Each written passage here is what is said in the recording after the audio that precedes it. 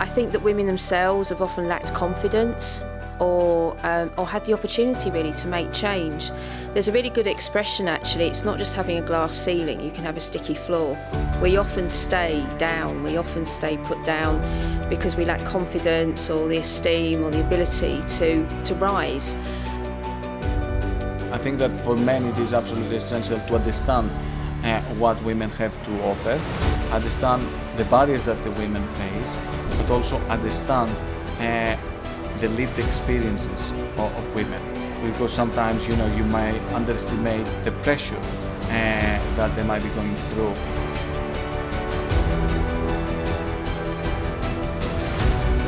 Women empowered through coaching and networking. Welcome everybody to this wonderful first meeting and gathering of We Can.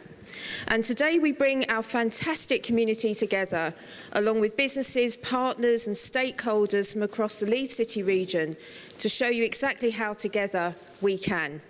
And just by way of introduction, I'm Nicky Chance-Thompson. I'm the Chief Executive of the Peace Hall in Halifax as my day job, but I'm also the very proud chair of the steering group of We Can, a project that I feel very passionate about, as I feel passionate about empowering women to reach their full potential. And the We Can project is a 3-year, 1.7 million part-funded project by the European Social Fund, led by Leeds Beckett University and working with a network of partners including Edge Hill University and Social Enterprise Yorkshire and Humber are here today. And the project really aims to support the next generation of women leaders in the Leeds City region by building leadership skills, capabilities and opportunities. We Can offers funded support and training to businesses and their women employees, enabling women to progress into and within leadership roles. The team work with you to identify your existing skills, current barriers and future opportunities to create a flexible plan that meets your needs and provide you with support for your business and female employees, funded qualification and training in coaching and leadership, We Can events and workshops, opportunities to work with universities and industry experts, networking events like this that I think we've all missed attending, regular blogs and information pieces, and participation in the latest surveys and research, one of which you can get involved with today, but there's going to be a bit more about that later. And why I wanted to be involved with We Can was very simple, is that although there has been some progress with female leadership and female leaders in business, roughly half of the population are not represented at board level or in leadership positions across the business sector as a whole, and we need to change that. And it's going to need to come from women. We are going to have to lead the change. But it's also going to require men to come to the table so that we can smash some of the patriarchy and ways of working that have been accepted for so long that actually constrain growth, constrain opportunity, and constrain some really great creative ideas that are out there. And we're not asking men to be made redundant from leadership positions. We're simply asking them to build a bigger table, or at least give us a seat at the table or more seats at the table. And that just doesn't extend to women, it extends to people of colour and of different types of thinking too. And when we actually encourage that position, the future becomes limitless rather than limited. And what this project means to me is, again, it's very personal. There are 2 women here today who decided to take this course, who I know, and their lives have been changed. They actually took the step for change. And what We Can offers people is the structure and the space and the opportunity to make that change. And seeing how that's made them feel has really encouraged me and reminded me why I actually took up this role. So the theme for today's event, as you may have guessed, is empowerment. It's the process of gaining freedom and power to do what you want or to control what happens to you. I think women fall into a habit of thinking, I'll do that later, whether or not it's going to the doctors or whether or not it's actually making a change in your career, significant life events often mean that we put things on hold, or we think we'll get round to that, or we'll think about doing that another time. And we've got to stop that. We have actually got to start thinking about reaching our potential and fulfilling our ambitions too. And we want you to think throughout the course of the day, what makes you feel empowered and how do you empower others? And for me, it's having a female or woman sisterhood, as I call it, or fellowship of women who are my cheerleaders, who are people that I can call upon to build me up. When perhaps I'm feeling low or the imposter syndrome is kicking in, and I can pick up the phone to those women and they immediately make me feel right again. Some of those women are in the room today, and I thank them for all the help and encouragement that they've given me. And so just try and take some notes as we go throughout the course of the day. So what would you need to feel empowered? What is it that you need from organisations and for those you're working with to help you feel empowered? And what tools and techniques, as you pick up throughout the course of the day, could you apply to help you feel more empowered and to make the change? And we've got some great speakers coming up later on that will give you some inspiration as around that thinking and how you can make the change. So without further ado, I'd love to welcome the amazing Zandra Moore. Zandra is the co-founder and CEO of Panintelligence, a data analytics software developer in Leeds. Zandra is also the founder of Lean in Leeds, a network of over 900 women in the region, and No Code Lab, a network of innovators and entrepreneurs in Leeds. Never stops. The representation of women in technology, a relatively new sector, remains very low at 17%. So Zandra is now going to share her journey, learnings, the barriers she faced, and give insights into why role models matter and how networks like We can help shape your future and change how you want to be. So I'd like to hand over to Zandra. Thank you. My name's Zandra Moore, so I'm your second speaker. Thank you, Nicky, for such a brilliant start. I'm the CEO of Panintelligence, as you've said, a data analytics software business. We do stuff with data, that's all you need to know. We're based by Leeds Bradford Airport. Everyone know Murgatroyd's Chippy? We're in that business park behind there. You probably stopped there for chips on the way back from a flight home. I've got a team of 45 people. I run a network, as you've heard. I'm a speaker. I'm a podcaster. I run a no-code lab. I'm a football coach. I'm a diver, I'm a painter, I'm a caravanner, I'm a mum, I'm a wife, I'm a daughter, I'm lots and lots of things, and that all sounds very impressive, right? But the lens that we show the world isn't everything, and there's lots of things that we are that not everybody sees, and there are things that we overcome to be who we are. And I'm going to talk a bit about not just who I am, but why I am who I am. I'm an introvert. I'm so nervous stood here, can I tell you? I'm an introvert. I'm dyslexic. I'm terribly late for things often. I miss dates. It's an absolute miracle I'm actually stood here, if you think about it. I suffer with anxiety. I've suffered with anxiety most of my career and found things tough. I often feel like I can't do things, that I'm going to let people down. I'm worried I'm going to let you guys down today and not be good enough. But that's the truth. That's how I feel, but I'm here. And I'm here because I'm driven by a purpose. A purpose because, and I think maybe all of us are here, and hopefully this will resonate. I really want to be part of the needle to change the representation, the diversity of leadership in all parts of society. And it's so hard to be what you can't see.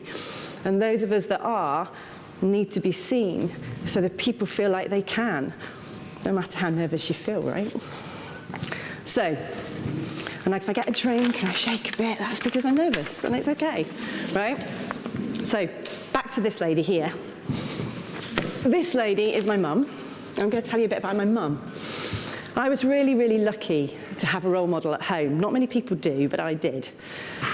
This is my daughter, Natalie. She's actually 16 now. This is an old photograph. My mum was the eldest of 7 children.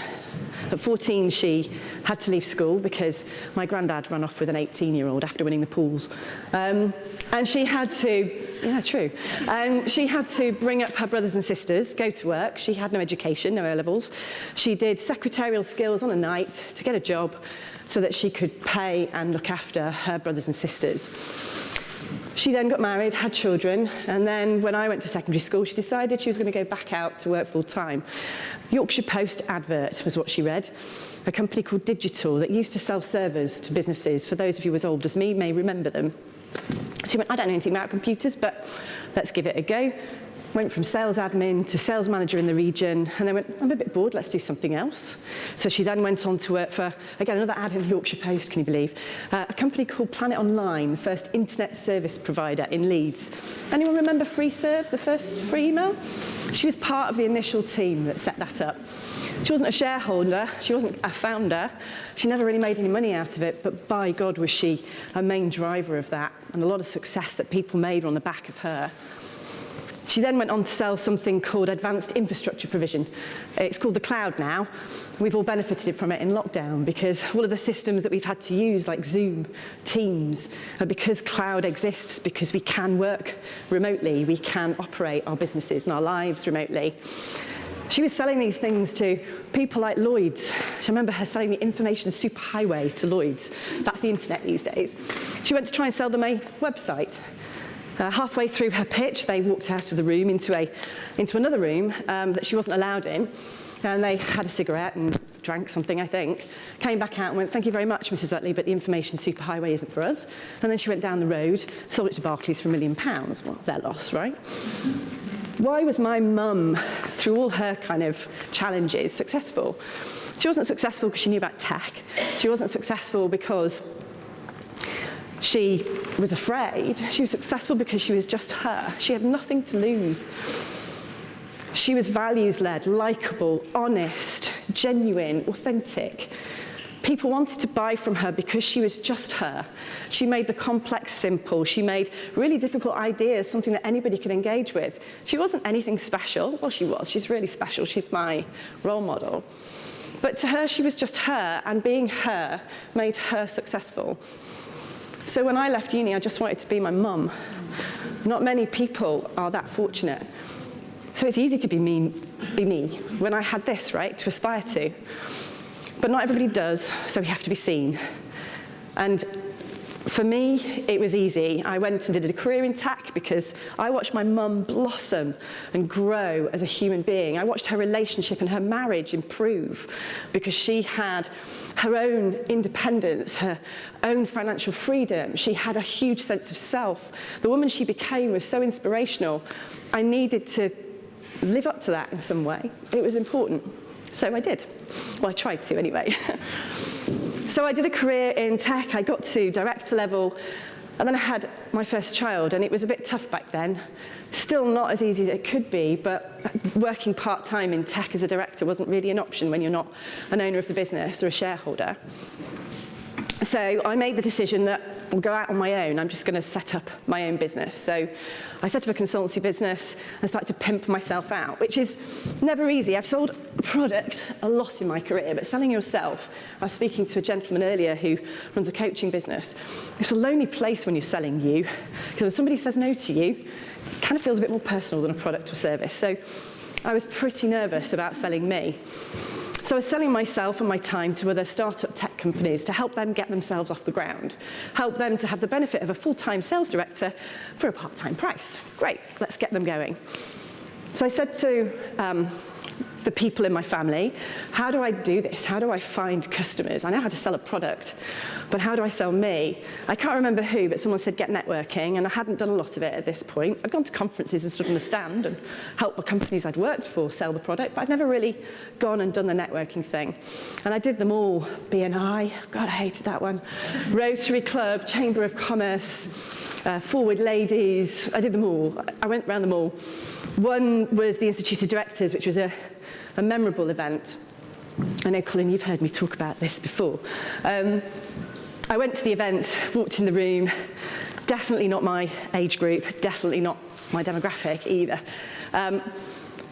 within 5 minutes, one gentleman had asked me where the cloakroom was, the other one had asked me where to get a coffee from, and I realised that black skirt, white shirt, networking event as a woman for the IOD is not a good idea. Just don't do it. Just don't do it. And I was a bit kind of, this isn't my place, this isn't me. Why am I here? This is really uncomfortable. I don't like it. And I tootled off to a guy called John Thompson, who then ran the Institute of Directors, and went, where are all the women? Where are all the young people? Where are all the entrepreneurs? And he was like, I don't know, do something about it. Good on John, actually, because I was like, I will. So we set up the Young Directors Forum. This is pre-children. I started kind of talking to John about it, but ultimately, having had children, the only way with starting a business to actually find people was to meet people like me. And John said, come on then, are you going to do it? I was like, okay, let's go for it. I met loads of people, 150 that we actually managed to attract, all under 40. I don't qualify for the network I'm now set up. There's about 30 of them across the country, and I'm very proud of that, because that was a bold moment for me. And I found my first customers, I found people that I could talk to about marketing, about incorporating my business, about what this whole LinkedIn thing was about at the time, because it was new. How do I blog? Do I need a blog? There was all sorts of questions I had, and I could go into this group of people like me that were all entrepreneurs, setting up their businesses, juggling families. Finding your people is so important. When you're in a room like this with people that are passionate about the same thing as you, at the same stage of life as you, asking the same questions that you are, it lifts you up. It makes you believe anything is possible. Positivity breeds positivity. It's so powerful. And when you find your tribe, just as Nicky said, when you find your cheerleaders, it transforms your life. And that was the thing that really has enabled me to grow and be who I am today. And it's not just been the Institute of Directors. I got a bit addicted, if I'm honest. I've ended up setting quite a few networks up. It just sort of happens. Every stage of my life, I face a new challenge. As part of growing my business, I came across a company called Pan Credit, actually stuck a pin in a map and said, I don't want to work for a business that's more than 5 miles from my house. I had 2 children, preschool age. I wanted to be able to drop them off and pick them up. It was a choice I made for myself. I knew it would limit my opportunity, but it was important to me because I wanted to stay in this tech industry. It moves fast, and I love it. And I didn't want to be forced to feel I had to be outside of it. And surely enough, 1 mile up the road was a company called Pan Credit. Never heard of it. They sold financial software. And I just messaged in this new LinkedIn thing the CEO and said, can I come and have a coffee? This is what I do. And he went, yeah, we happen to have this product that we're developing and we're trying to sell it. Could you come and help us? That product was called Panintelligence. And I went and worked with them as a consultant for a few years. This is just little old me selling my time. And he said, look, you know, we're going to sell this. Do you want to buy it? And it wasn't just me. It was a couple of other people that were involved in the business at the time. And this was my moment. I could go from being self-employed to being an owner of a business, having part of a business, driving a business, growing a company. And I wanted that. My mum never had that. She always said, get a piece of the pie. I never had a piece of the pie. She made a lot of people rich. And it's not that the money matters to me, just I want to go to that next level. I want to be at the table making the decisions, because only there can I really influence change. And this was my way to do it. So I emptied the bank account, convinced my husband, who to this day goes, I don't know how you managed to convince me, because we literally, every penny we had in savings went into buying the IP. I was terrified. We literally walked a server across a car park, and there were 6 of us going, what have we done? But we did it, and we've built a brilliant company, and we've raised money, and we'll continue to grow the business, and really proud of what we've all achieved. But I wouldn't have been able to have done this without the support of the people and the networks that I was creating around me. All the people I've met through the Institute of Directors. They're my HR advisors, they're my solicitors, they're my marketing people. People I've employed from those networks. I've been able to build a business around people that have supported me over time, and that's been really valuable. I then found myself as a CEO of a company, employing people, and I didn't know many tech CEOs, so I thought probably needed to find a few. It'd be quite nice, especially female ones. So I read a book called Lean In Leads. Anyone heard of Lean In by Sheryl Sandberg? Not Lean In Leads, Lean In's the book. Lean In is, whatever you think of Facebook, Sheryl Sandberg, the COO, wrote this book, which is really all about enabling women to be the best they can be and face into perhaps the barriers that they perhaps create for themselves, but also be able to step into those moments by having some of the ideas of which what you need to do can help you to kind of influence those moments that you're in. So not just being at the table, but making sure that you're leaning into the conversations, that you are part of the change. So it's a really powerful book. And at the end of the book, it says, there might be a circle near you. I mean, it's Facebook. Of course, they had some kind of online networking platform. So I created a networking group. There wasn't one in Leeds. That's the one that's now 900 people. We run monthly events. But the point of that is I needed that at that time. I wanted to meet other female leaders of tech companies. That's what I needed. Institute of Directors was entrepreneurs starting a business. Move forward post-pandemic. During the pandemic, I was running a business with 40 staff, homeschooling 2 children. Finding just the juggle of it all a lot. It was hard. There's times I wanted to give up. And it was the networks, it was the people, it was the women and the relationships and the men that I built relationships with at that time that had really helped us to give me that opportunity to sound out, lean on, lean into those places where I needed that support. I've got so much back. It's not just the relationships, it's not just what I've learned, it's the support at the times you need it the most that can be the most powerful things to get you through. And the last story, before I just give you a few tips from me. The one thing I noticed about my mum was that she just wasn't afraid because it was like there was nothing to lose. Does that make sense? And I think having that mindset is the bit that helps you to kind of take those steps into spaces of discomfort. And growth comes from being uncomfortable. Just a story that shows you the power of role models. My daughter had seen me grow a business. My daughter had seen me set up networks. My daughter played football with boys. And at the age of 10, the boys suddenly woke up and realised she was a girl, stopped passing to her when relationships form. And my daughter comes up to me and goes, Mum, you're great at setting up stuff. You've set up a business. You've set up a network. Let's set up a football club. Okay. Really hard to say no to that. But who am I? Why can't I set up a football club? Why not? So I went and did an FA coaching badge. Yes, it was all gentlemen, men, in the room. With us, there's 20 of us on the course, 4 weekends where I absolutely winged it. I had no idea what I was doing, but I got through the course, brilliant. The tutor at the start of the course had asked everyone one question: what do you want to get out of this? And at the end of the course, he started to pull people's post-its off the wall, and he pulled mine, and he said, who wrote this?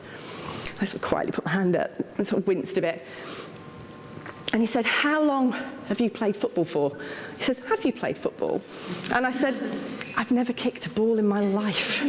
I don't know the basic rules. The only thing I know about football is watching it on a weekend, sort of half an eye, whilst my husband's watching Leeds United. That's about all I knew at the time.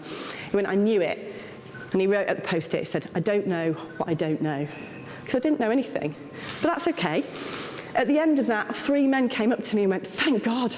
He says, I played rugby, I've never played football. You know, we were all winging it. I mean, there's a lot of things said about women not applying for jobs unless they see 80 to 100% of themselves in the job description, and men applying for 50. You've probably all heard that, or many of you heard of that. But, you know, that doesn't just apply to women. I see it across everybody. There are different people create barriers because they're afraid. They're afraid and don't want to take that risk. I think you are your best self when you're sort of pushing yourself into new areas. It's not easy. It's worth trying. You don't always get it right. But I know I grow and I'm better for it by doing things that make me feel uncomfortable like this every day. The last point I just want to make on this is the power of team sports for girls. I started this because I felt like I had to, and I didn't want to let my daughter down. I didn't want to disappoint her. She was looking up to me. But what I've learned in the last 6 years of coaching these girls has transformed my thinking and made me a better leader in my business.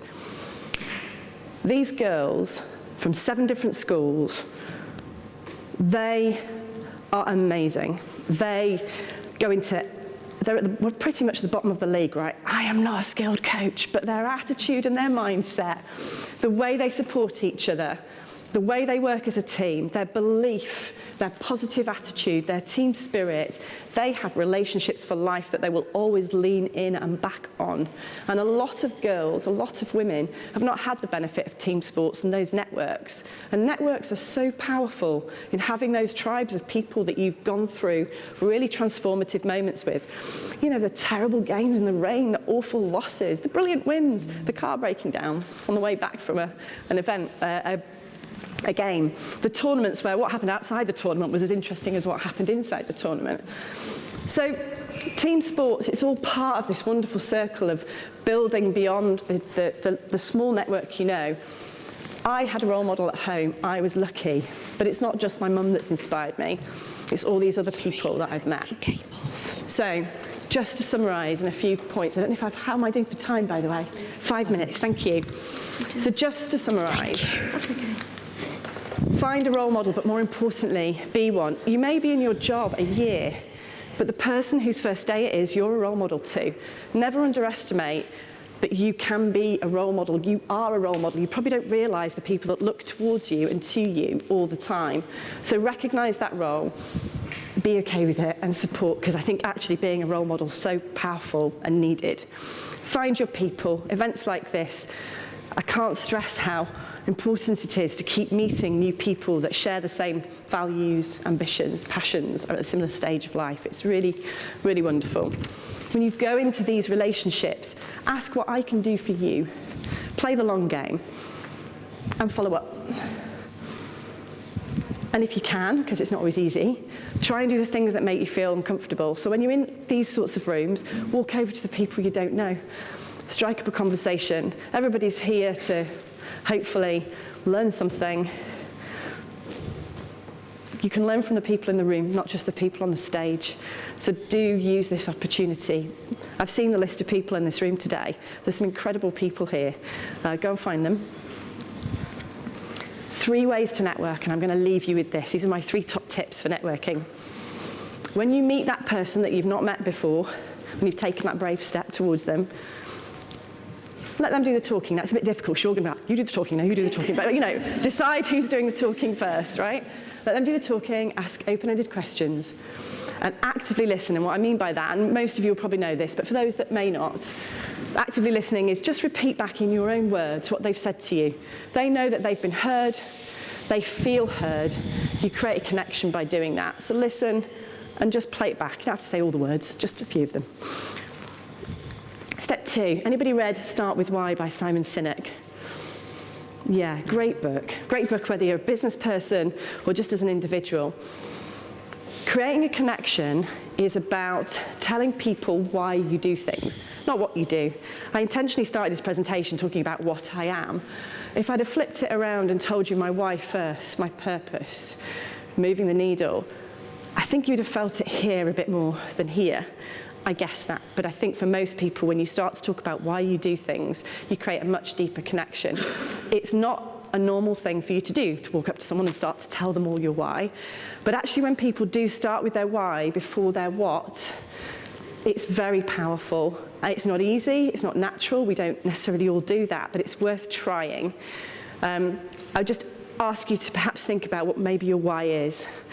If you have a why, even if it's quite a simple one, don't worry about it. No one's going to judge you here. But just think about trying to start with your why. What gets you out of bed in the morning? Why are you here today? That could just be it. Why don't you just start with, what made you come here today? Why? What do you expect to get out of this? What is your why for being here? And lastly, I cannot stress enough, you're creating a connection, follow up, connect. Fortunately, LinkedIn has become this wonderful thing where everybody can find everybody, and I've already connected to one person within the first coffee break this morning. Ask the question, how can I help you? But also have an answer, because everyone's going to ask each other that question today. So ask the question, how can I help you? but also have an answer to that question and follow up. It could just be recommending a book, it could be another event like this, it could be, you know, a really piece of interesting content that you read online that you want to share with them. It doesn't have to be a big gift or a big ask. It can be quite a simple one, but it's really nice for people to give, to create that bond, to follow that bond up and create a reason for follow-up that enables you to have that kind of link and connection. So here's my promise to you, really.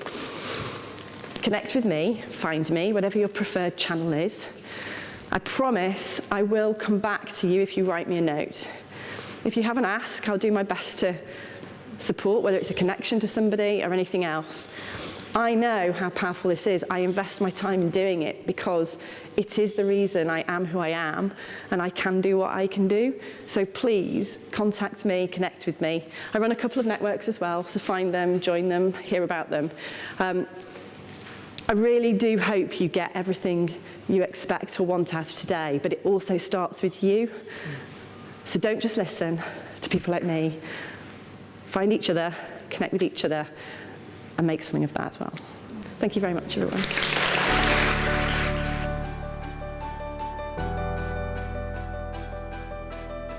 I'm really enjoying it. I'm really enjoying meeting lots of women here, and men as well, obviously.